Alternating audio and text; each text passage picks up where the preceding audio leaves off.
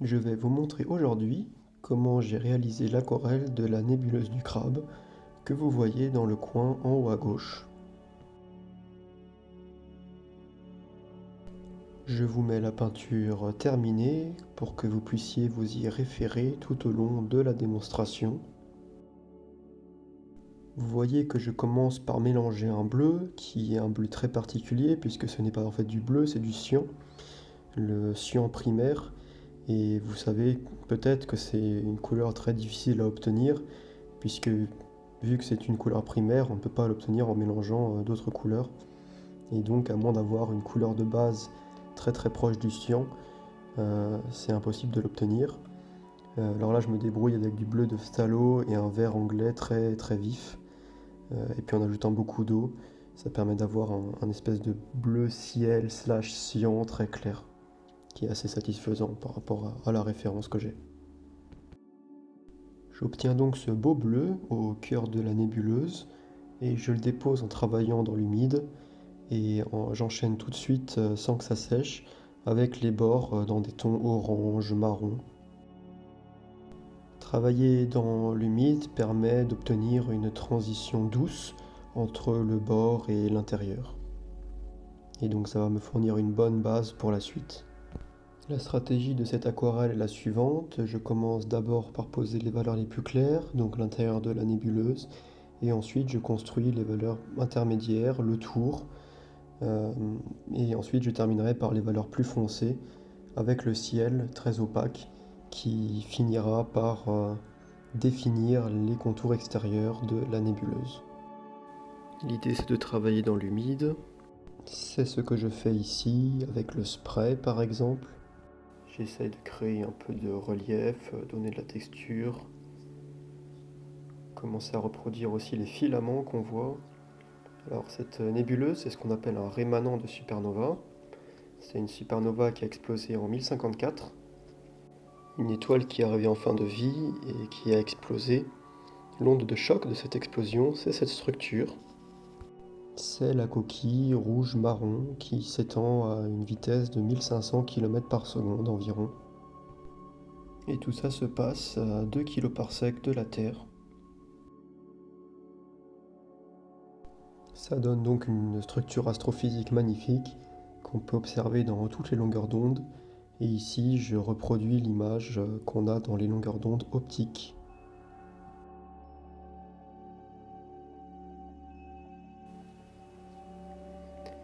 Vous voyez qu'il y a des variations de couleurs, donc du marron, rouge, orange sur le bord, et puis à l'intérieur du bleu plus ou moins clair et du vert.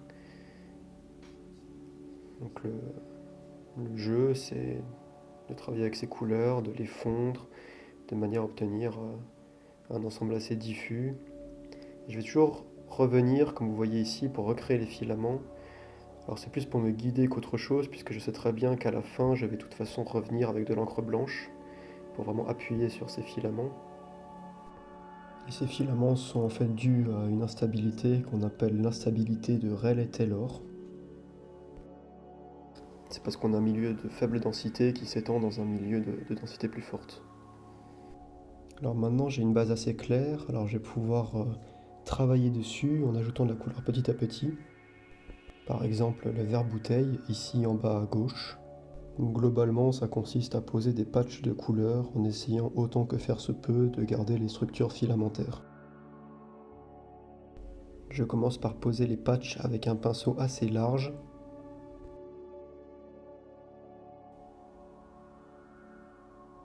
Et ensuite je viens adoucir les bords, soit avec un spray comme vous le voyez ici, soit avec un pinceau.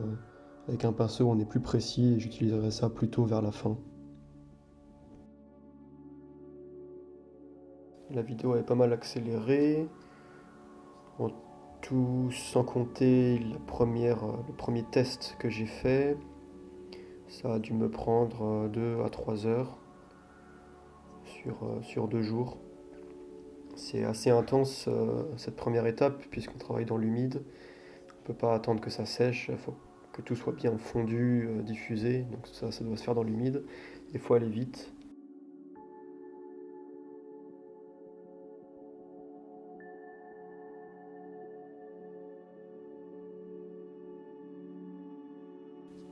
En plus j'utilise du papier cellulose ici, donc ça ajoute une difficulté supplémentaire, mais vous voyez qu'on peut quand même faire des choses très satisfaisantes dans l'humide avec du papier cellulose. Alors c'est du papier cellulose de bonne qualité, hein.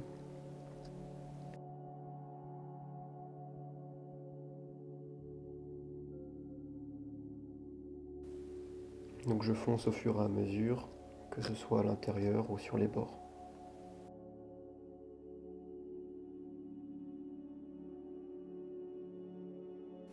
Tout est une question de dosage, il faut que ça soit à la fois relativement saturé, l'intérieur est quand même très bleu, et en même temps il faut que ça reste assez transparent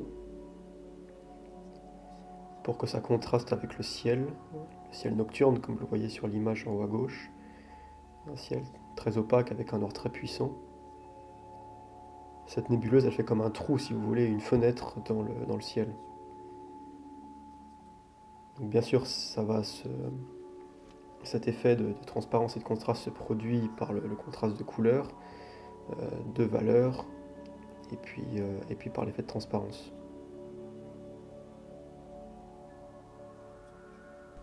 Au fur et à mesure que j'ajoute de la couleur, j'en profite aussi pour repréciser les bords de la structure.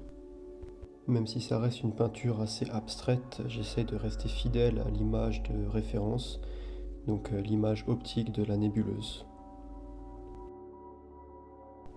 Mais bon, rien n'empêche de prendre quelques libertés. Il vaut mieux prendre des libertés sur une section plutôt que de vouloir être trop précis et de surtravailler, repasser trop de fois sur la même section. C'est pas indispensable ici, sur un sujet assez abstrait.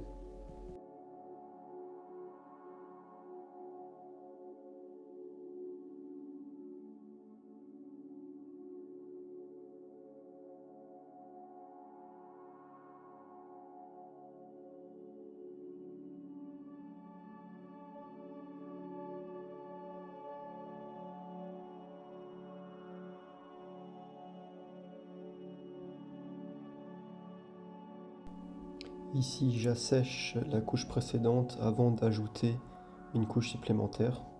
Ça me permet de contrôler l'humidité. Et donc ici, je rajoute une couche supplémentaire, peut-être l'avant-dernière.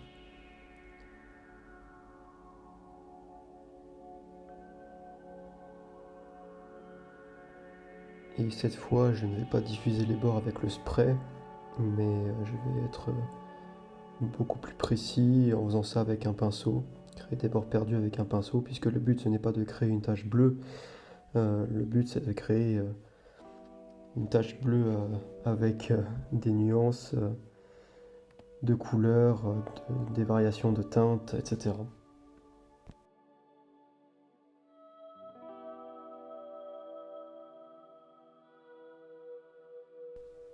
J'en profite aussi pour préciser les bords intérieurs, puisque autant les bords extérieurs on peut les laisser comme ça pour l'instant, puisqu'on va les préciser au moment d'ajouter le ciel, autant les bords intérieurs, ça devient vraiment le moment maintenant de les soigner.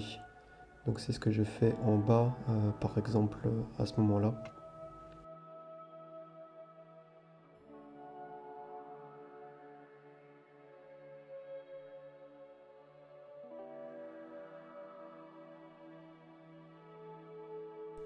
Alors c'est parti pour le ciel, on y va avec la peinture sortie du tube en mode bourrin.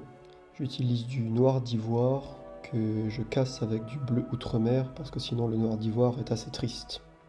Bon, j'ai un peu exagéré, j'en ai fait un peu beaucoup, mais le point important c'est qu'il faut vraiment avoir de la peinture sortie du tube pour avoir une valeur très forte qui va permettre de faire le ciel en une seule couche.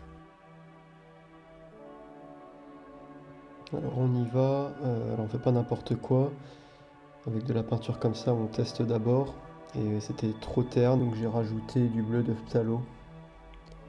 Et puis ensuite c'est parti. On y va tranquillement, prudemment, en évitant de recouvrir des zones qu'on ne pourra pas modifier ensuite. Ça fait un peu peur, c'est sûr. Et puis c'est pas évident parce que il faut pas qu'on ait l'impression que le ciel emprisonne la nébuleuse. Il ne faut pas non plus qu'on ait l'impression que la nébuleuse soit collée sur le ciel. Tout doit fusionner de manière harmonieuse et donc il faut travailler les bords en ce sens. Autant pour les zones loin des bords, comme ici on peut être assez bourrin, autant quand on s'approche des bords, il faut être prudent.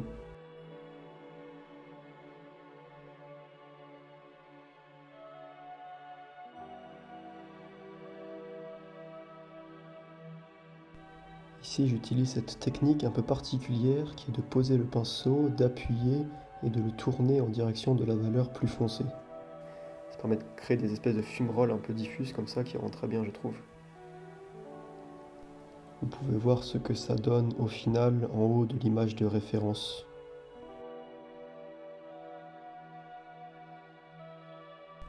Donc voilà, revenir avec de l'eau, appuyer, créer des bords perdus.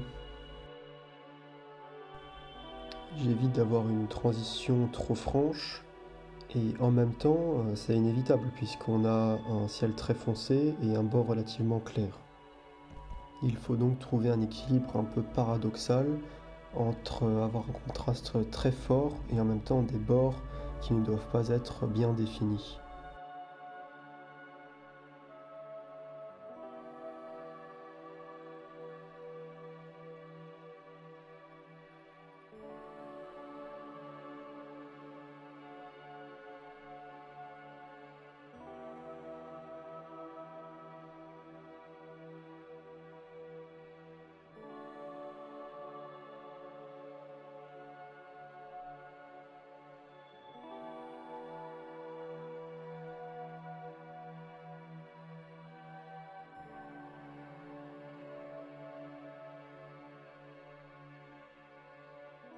Ici je retravaille un peu cette section.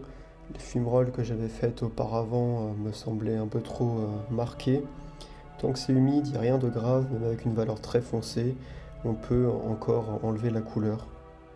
Revenir corriger si jamais ça nous plaît pas, comme je le fais ici. Donc je travaille comme ça dans un système d'erreur et de correction.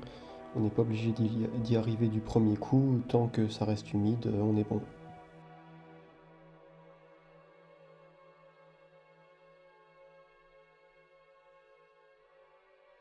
Maintenant que je suis à peu près satisfait de mes transitions avec le ciel, je passe à autre chose. J'ai eu l'idée de revenir avec du rouge un peu plus saturé sur le bord pour lui donner un peu de peps. Et puis marquer encore plus la transition avec le ciel, cette fois non pas avec un contraste de valeur, d'intensité, mais avec un contraste de couleur. Le rouge contraste avec le ciel noir, violet.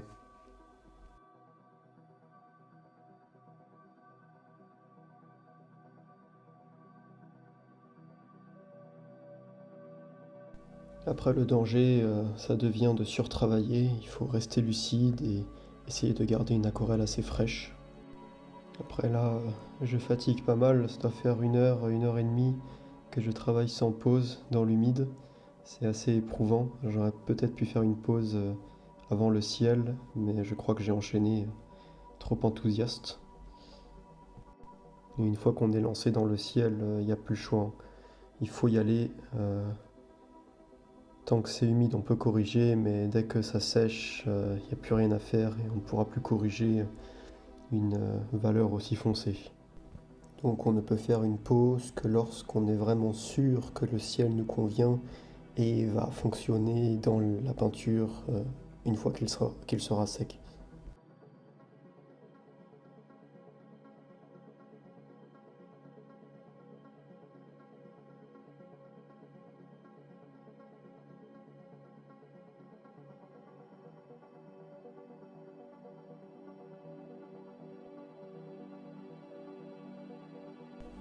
Donc voilà, je poursuis et termine les transitions et le ciel autour, à droite et puis en bas.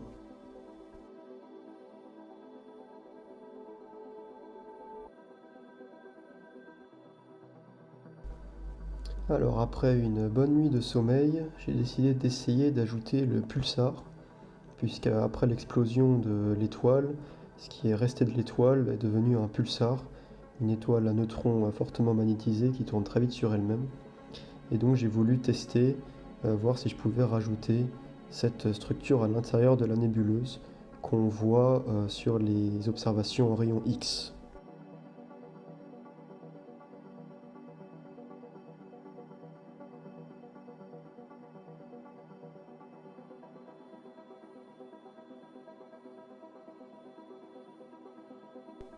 Donc c'est ce que j'essaye de faire ici, de manière assez expérimentale.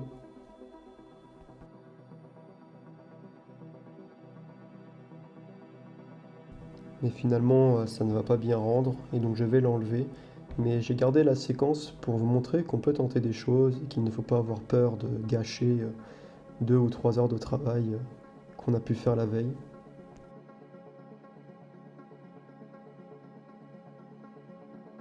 Vous voyez qu'on peut tout effacer si ça reste humide. Faut tenter des choses, et puis si ça marche pas, et on aura appris quelque chose. Juste avec un peu d'eau claire, ça ne laissera pas de traces puisque ça n'a pas encore séché. Et puis même, ça m'a donné l'idée, ce jaune chaud, de rehausser les bords, puisque le orange était un peu terne.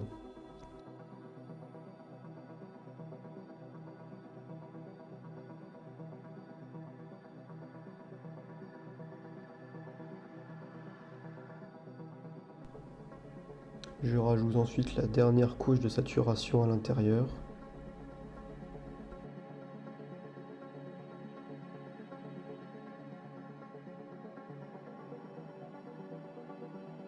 L'idée étant aussi de créer un point focal au niveau du centre qui est très lumineux, même si c'est une image assez abstraite, ça reste une bonne idée de créer un point focal où l'œil va se poser immédiatement et puis ensuite à partir de là se balader dans l'ensemble de la structure.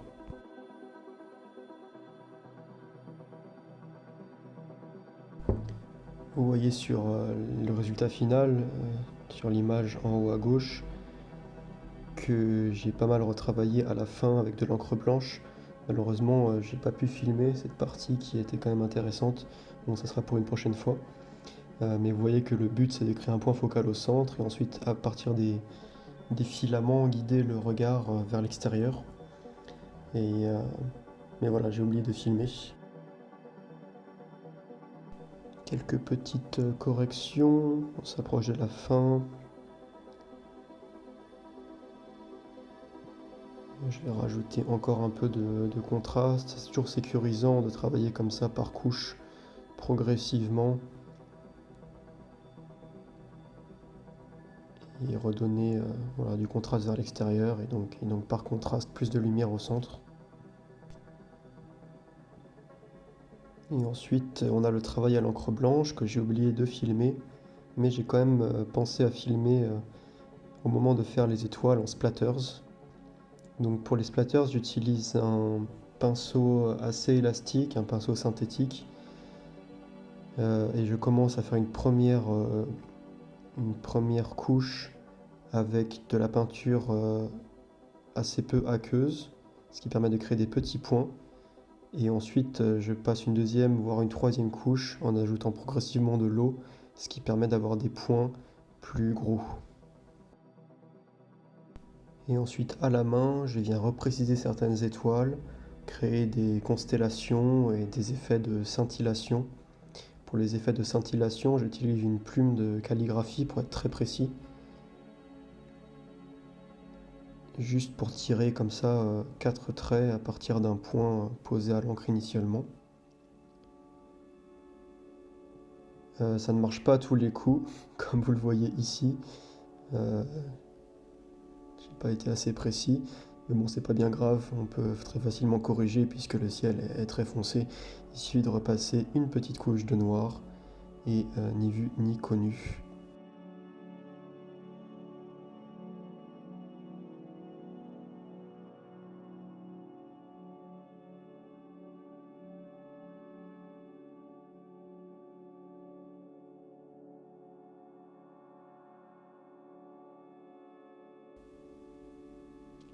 Vous voyez ici, je crée une petite constellation avec 3 points comme ça. Ça permet juste de donner un peu de cohérence au ciel. Bon, j'ai passé pas mal de temps à peaufiner tout ça. Je vous épargne quelques séquences. Et puis voilà la signature pour finir.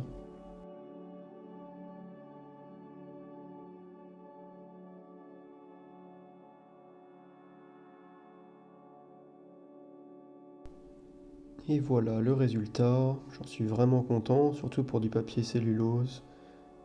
Les effets sont bien rendus, c'est bien contrasté, bien saturé, tout en gardant l'effet de transparence.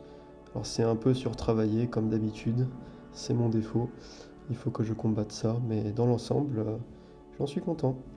Voilà, j'espère que vous avez apprécié et appris quelque chose, et à la prochaine.